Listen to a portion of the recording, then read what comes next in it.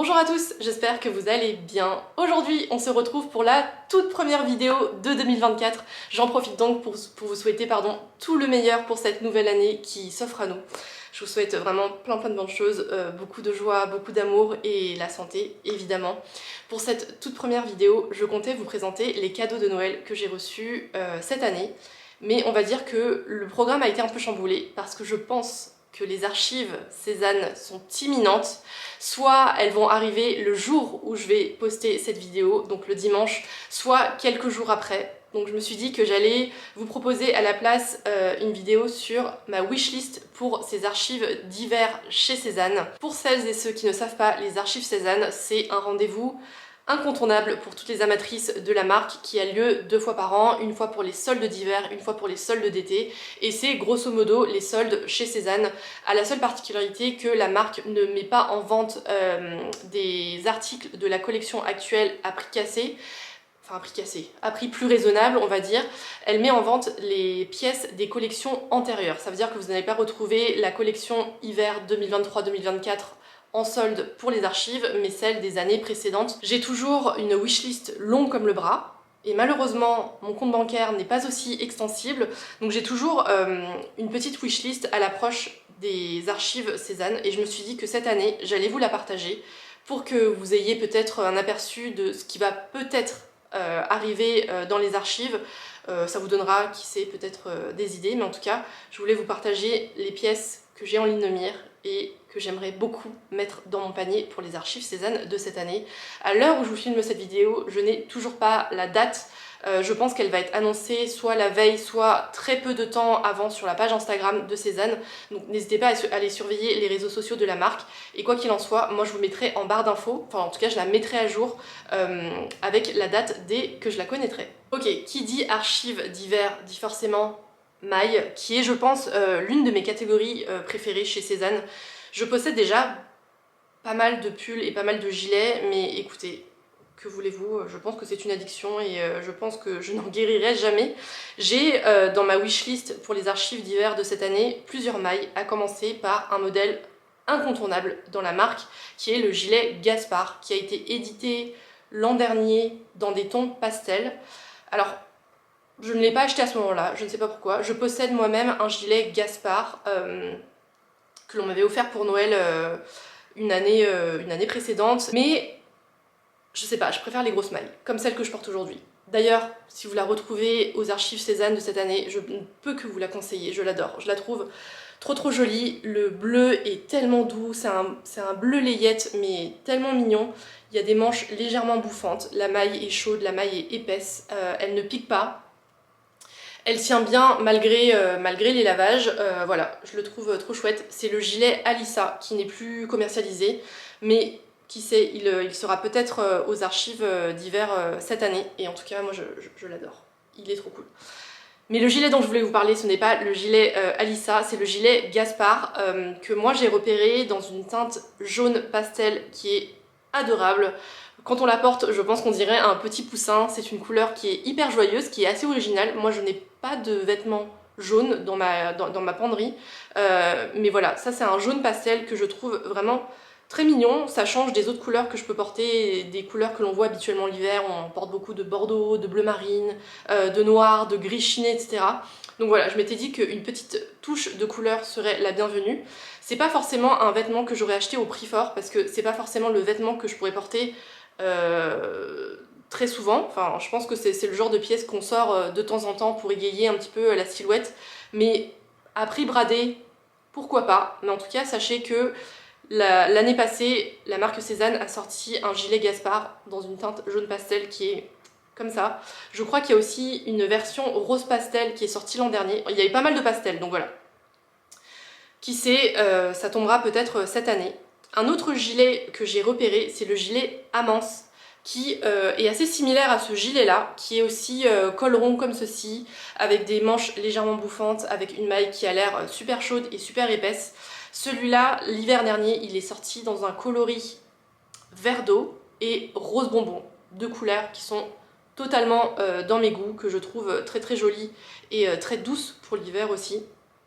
Donc voilà, si vous cherchez un gilet chaud dans ce style-là, dans des couleurs pastel, douce également. Je pense que le gilet Amance pourrait tout à fait me plaire. En tout cas, il est sur ma wishlist pour les archives cette année.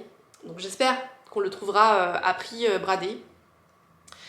Un troisième gilet dont je voulais vous parler, c'est un gilet, si je me trompe pas, je pense que je l'ai essayé lors de ma session de personal shopping que j'ai faite en septembre dernier et que la personal shoppeuse m'avait proposé. Je l'avais pas acheté à ce moment-là parce que on était en septembre, il faisait encore relativement chaud, donc j'avais pas la tête à m'acheter des mailles chaudes, et puis je pense qu'il m'est sorti de la tête ensuite.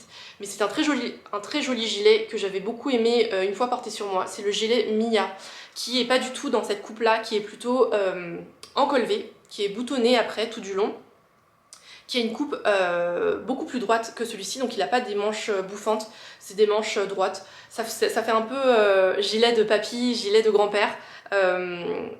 Voilà, une coupe un petit peu plus classique, mais tout aussi beau. Et le petit détail, c'est que sur les manches, les manches sont légèrement resserrées et il y a un bord festonné qui est très très mignon et qui apporte une petite touche en plus. Et celui-là, je l'ai repéré, enfin je l'avais essayé en écru et je crois qu'il a été décliné dans d'autres coloris l'hiver dernier. Donc voilà, un gilet très joli également, dans un autre style. Donc voilà pour les 3 gilets que j'avais repérés et que j'espère retrouver lors des archives d'hiver cette année. J'ai également repéré 2 mailles qui sont aussi, je pense, très chaudes et qui seront parfaites pour la saison. Ce sont 2 pulls, à commencer par le modèle Chessie, que j'avais repéré, et là pareil, je ne l'avais pas acheté à prix fort, parce que je pense que c'est une pièce que j'aurais pas l'occasion de porter souvent, ou en tout cas que j'aurais pas le réflexe de sortir souvent. Mais voilà, à prix bradé, pourquoi pas. C'est le modèle Chessie, qui est dans les tons, si je me trompe pas, il est dans les tons écru, violet, lavande, pourpre. Ce sont des petites bandelettes qui sont voilà, disposées sur l'entièreté du pull, qui est à col rond, si je me souviens bien, avec des manches longues, avec une coupe droite. C'est un pull avec une coupe qui est tout à fait classique, mais ce qui fait son originalité, pardon, c'est vraiment son motif en rayures slash vaguelettes avec des tons violets. Moi je porte rarement du violet, mais voilà, je me dis que ça peut changer et ça peut apporter un peu de couleur bienvenue dans cet hiver. Donc voilà pour ce pull qui s'appelle Chessie, pardon.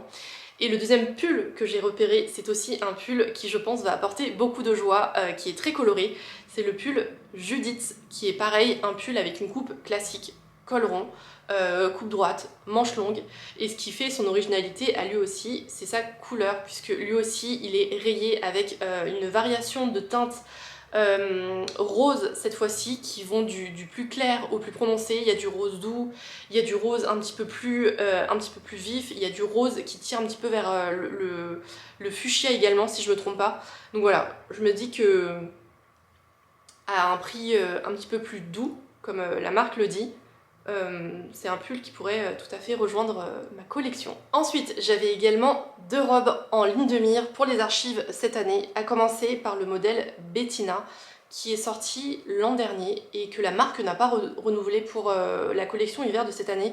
C'est tout simplement la variation en robe du gilet Betty, que vous connaissez peut-être, puisque c'est un modèle qui n'est pas très vieux. Je crois qu'il est sorti l'an dernier. Et c'est devenu très vite un modèle iconique de la marque. Moi-même, j'en possède 2. Ce sont des gilets qui sont en 100% laine mérinos, si je me trompe pas, qui sont avec un col comme un col chemise, qui sont boutonnés comme ceci, qui sont vraiment très jolis. La coupe est très belle. Et j'en ai 2, j'en ai un qui est en bois de rose et j'en ai un deuxième qui est rayé blanc bleu marine, comme une marinière avec des boutons dorés, et ce sont des gilets que je porte vraiment très très souvent, qui vont avec tout, qui sont très bien coupés, qui sont très beaux. Donc voilà, c'est vraiment, je pense, devenu un iconique chez Sedan, au même titre que les gilets Gaspard et Barry par exemple. Et la marque avait fait l'an dernier une version robe de ce modèle, qui est donc la robe Bettina, et qui est très jolie. Ça reprend exactement la même structure que le gilet, c'est-à-dire il y a un col comme un col chemise avec des petits boutons ton sur ton ici, qui s'arrêtent, je pense, juste au-dessus du genou. Je pense que la composition est identique, c'est de la laine mérinos. C'est un modèle qui est ma foi assez classique, qui est pas du tout original, mais qui je pense est très réussi et qui ira à tout le monde, qui ira en toute occasion, que vous la portez pour aller au travail, le week-end, enfin pour toutes les circonstances. Je pense que c'est un bon classique à avoir dans sa garde-robe, que vous pouvez soit porter seul, soit accessoiriser avec des bottes hautes, avec une ceinture ton sur ton par exemple. Enfin voilà, je trouve que c'est une pièce qui à la fois passe partout et en même temps très jolie. Donc voilà pour la robe Bettina. Il me semble qu'il l'avait éditée en plusieurs couleurs. Moi j'avais repéré la couleur noire, qui je pense sera parfaite en petite robe noire. Mais voilà pour le modèle Bettina. J'avais également repéré une autre robe qui est le modèle Soledad, qui est lui un petit peu plus original, on va dire. C'est une robe que j'avais repérée sur le site internet, que j'ai vue également en boutique. J'ai eu un coup de cœur dessus et voilà, je ne sais pas pourquoi, je ne l'ai pas achetée l'hiver dernier, donc voilà, j'espère que je la trouverai aux archives cette année. C'est une robe qui est vraiment très jolie, c'est une très jolie robe d'hiver puisque elle est en espèce de velours. Dans mes souvenirs, c'était un velours qui était assez épais, qui avait de la tenue et du corps qui était vraiment épais, qui avait l'air assez chaud. Il y avait un motif très joli qui était des petites fleurs bleu marine sur une base écrue, si je me trompe pas. Il y avait un col lavalière à nouer ton sur ton, il y avait des manches qui étaient légèrement bouffantes, la coupe était droite, je dirais, voire légèrement évasée. En tout cas, je pense que c'est une coupe qui flatte vraiment toutes les silhouettes et qui, en plus, avec son motif, est vraiment très joli, très féminin, très délicat. Donc voilà, pour la robe Soledad, que j'espère trouver aux archives cette année également.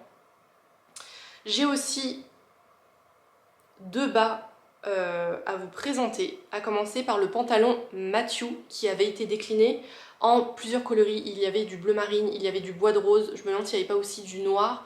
Et la marque le présentait associé au gilet Betty. Il me semble qu'il a la même composition. C'est un pantalon qui est en laine mérinos, qui a une taille, ni haute ni basse, qui a une taille normale et qui a ensuite des jambes évasées. Alors ça, c'est un pantalon que je ne suis pas sûre de vouloir ou de pouvoir porter à l'extérieur. On dirait un pantalon un peu lounge que vous portez pour traîner à la maison, pour faire du télétravail, que vous portez le week-end, etc. Enfin, ça fait une silhouette qui est assez casual et assez chill, mais associée au gilet Betty ou à n'importe quelle autre pièce en maille au-dessus, je trouve que ça fait une tenue d'hiver qui est à la fois assez cool et assez cocooning en même temps. Donc je ne l'ai pas acheté l'hiver dernier au prix fort parce que pour un pantalon d'intérieur entre guillemets, je pense que c'est un pantalon qui coûte très cher, mais voilà, s'il se présente là à prix bradé, pourquoi pas. Donc voilà, je pense que ça pourrait faire une silhouette ton sur ton très jolie pour tous les week-ends d'hiver qui s'annoncent. Et j'ai également un autre bas en ligne de mire. Là aussi c'était un modèle iconique. Il me semble que la marque a lancé ce modèle il y a des années, bien avant que je m'intéresse à la marque, et qu'elle propose à chaque saison dans des variations plus ou moins colorées, plus ou moins automnales, estivales, selon les saisons. Il s'agit de la jupe Dino, qui est une jupe qui est, je crois, taille haute, qui s'arrête en dessous du genou, avec un motif plissé, qui est vraiment très joli. Celle-là, je la vois tous les ans. Je l'ai vue dans des teintes, dans des motifs très nombreux, et je n'ai jamais craqué, parce que c'est une jupe plissée qui, à mon sens, coûte assez cher. Mais là, je me dis, pourquoi pas pour les archives qui s'annoncent, puisque l'an dernier, j'avais repéré deux versions de cette jupe Dino. La première, c'est une version unie, qui était dans une couleur bordeaux. Le bordeaux, c'est une couleur que j'adore porter l'hiver. Je trouve que c'est très joli, ça apporte beaucoup de couleurs à une tenue. C'est une couleur que je trouve vraiment très automnale, très hivernale, donc voilà, pourquoi pas. Donc j'ai repéré cette jupe Dino en version bordeaux, et dans une version qui est beaucoup plus festive, puisque la marque l'avait déclinée dans une version en sequin argenté. Donc voilà, elle est toute argentée, elle brille de mille feux. Je pense que c'est une jupe que vous pouvez porter soit pour sortir, soit pour les fêtes, ou même pour la vie de tous les jours. Je me dis qu'une jupe pailletée comme ceci, avec juste un col roulé blanc ou écru, ou même gris chiné clair, c'est super joli. Voilà, après faut oser la sortir parce que je pense qu'elle brille de mille feux, mais je la trouve vraiment jolie. Donc voilà, à prix plus doux, je me dis que je me laisserai peut-être tenter. Je suis navrée, j'ai dû changer un petit peu la position des volets parce que il fait très beau aujourd'hui, donc je vais pas m'en plaindre, mais j'ai des espèces de rayons de soleil qui me passent sur le visage et je pense que c'est pas très agréable pour vous à regarder non plus, donc voilà. J'espère que ça ne vous dérangera pas, j'ai essayé de limiter au maximum les rayons de soleil directs qui pouvaient m'arriver sur le visage. Bref, j'ai encore 3 pièces à vous présenter, et qui dit hiver dit manteau, et je n'ai aucun manteau de la marque Cézanne. Je trouve qu'il coûte assez cher, après je suis 100% persuadée de la bonne qualité des manteaux, mais voilà, je n'ai jamais sauté le pas. Et l'hiver dernier, j'avais repéré un manteau que j'avais même essayé à la boutique des Batignolles, si je me souviens bien, et que je n'ai pas acheté parce que je pense que j'avais pas les sous à ce moment-là et que je le trouvais voilà, un peu trop cher pour mon budget. Mais il sera peut-être aux archives du coup cette année. Il s'agit du manteau James qui a une coupe tellement chic. C'est un manteau qui est en mode manteau d'homme, un peu blazer, mais blazer d'hiver, donc très chaud, très épais, avec un col en V comme ceci, avec des boutons ton sur ton, une coupe droite qui je pense ira aussi bien avec une robe qu'avec un pantalon en dessous, avec une jupe. Enfin, je pense que c'est un manteau que l'on peut porter avec n'importe quelle tenue d'hiver. Et celui-là, je l'avais repéré en couleur rose. C'est un rose qui est assez doux. Alors c'est pas un bois de rose, il est plus clair qu'un bois de rose, mais c'est pas non plus un rose pastel, c'est un rose qui est tout simplement parfait. Et je n'ai pas de manteau rose, donc voilà. Je pense que celui-là, j'essaierai de voir s'il est aux archives cette année. Mais si vous cherchez un joli manteau avec une coupe qui est assez classique, mais qui est très très bien coupée, le manteau James pourrait tout à fait vous plaire. Il est en rose et je pense que l'an dernier, il avait aussi sorti en bleu marine. Et pour finir, dans ma wishlist, j'avais également 2 paires de chaussures à vous présenter. Celles que j'ai en ligne de mire sont assez... Alors, les 2 paires sont très différentes l'une de l'autre. La première paire, ce sont les escarpins Alice que j'avais essayé également lors de ma vidéo lors de ma session de personal shopping. J'en avais fait une vidéo, je vous la remettrai en barre d'infos si ça vous intéresse. La personne shoppeuse Lise me les avait fait essayer et je les avais trouvés très très jolis. Ce sont des escarpins qui en plus ont l'air confortables et parce qu'ils sont pas très hauts. Je crois que le talon fait peut-être 5 cm, donc voilà. Pour moi, c'est ma limite de ce que je peux porter pour des chaussures de tous les jours. Au-delà, voilà, je sais que je les porterai pas très souvent. Et la coupe était très jolie puisqu'il y avait un espèce de décolleté sur les orteils qui était légèrement en V, qui n'était pas tout à fait rond. Donc voilà, je trouvais ça très chic. La marque les avait sortis dans une couleur bois de rose là aussi. Clairement, le bois de rose, c'était la couleur phare de l'automne-hiver dernier, apparemment, puisqu'il y a eu beaucoup d'articles dans cette couleur-là, pardon. Et voilà, je les avais essayés, je les avais trouvés très jolis. Je les ai pas achetés parce que bah, je les trouvais un peu trop chers. Et moi, je m'étais fixé un budget pour ma session de personal shopping que je voulais pas dépasser, qui était déjà un très bon budget. Et voilà, je voulais pas alourdir la facture avec ces escarpins en plus. Donc je les ai pas achetés à ce moment-là, mais ils sont toujours restés dans un coin de ma tête. Si vous cherchez des jolis escarpins à talons pour avoir une tenue un petit peu plus féminine, un petit peu plus habillée, mais que vous voulez qu'ils restent confortables et portables pour tous les jours, moi je trouve que le modèle Alice est vraiment très joli. Ils les avaient sortis en bois de rose, donc potentiellement c'est la version qui va sortir aux archives cette année. Et je sais que au printemps, en tout cas cette année, ils les avaient sortis également en verre d'eau. C'était très très joli aussi.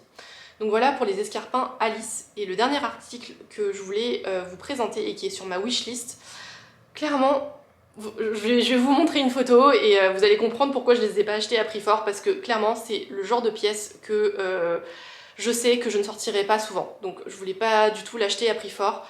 Mais c'est une pièce qui est très forte et qui est restée dans un coin de ma tête. C'est une paire de bottines que je trouve vraiment très jolie. Je ne sais pas encore si je les mettrai dans mon panier, si j'arrivais à les avoir, parce que voilà, pareil, c'est une pièce que je pense que je ne porterai vraiment pas souvent, mais qui néanmoins est vraiment super super jolie. Ce sont les bottines Sandy. Alors vous allez les voir, je pense que quand on les porte, il y a une espèce de vibe patineuse artistique des années 80-90. Je pense que c'est un modèle qui ne plaira pas à tout le monde. Le coloris est kaki avec un motif en espèce de cuir effet python avec des lacets qui sont écrus, avec un petit talon. Je crois que le talon est pas très haut non plus, donc je me suis dit pourquoi pas. Mais voilà, c'est une pièce qui est quand même assez originale, assez forte. Voilà, ça sera ma petite folie, potentiellement, si je craque dessus lors des archives cette année. Mais voilà, j'ai fait le tour de ma wishlist pour les archives d'hiver qui soit vont tomber le jour où je vais publier cette vidéo, soit quelques jours après. Donc restez à l'affût, je mettrai à jour la barre d'infos avec la date dès que la marque l'aura communiqué sur les réseaux sociaux. J'espère que vous ferez un bon petit shopping, je vous souhaite d'avance une très bonne chasse au trésor. J'espère que cette vidéo vous aura plu, si c'est le cas n'hésitez pas à la liker et à vous abonner, pardon. Et bien sûr dites-moi en commentaire quelles sont vos pièces coup de cœur que vous aimeriez avoir aux archives cette année, ou dites-moi aussi ce que vous allez réussir à avoir dans votre panier, je serais ravie de découvrir votre butin. Et si j'arrive à avoir quelques pièces de cette wishlist, bien sûr, je vous ferai un haul Cézanne dans les semaines qui arrivent. En tout cas, on se retrouve dimanche prochain pour une vidéo sur les cadeaux de Noël que j'ai reçus cette année. Merci d'avoir regardé cette vidéo et à bientôt.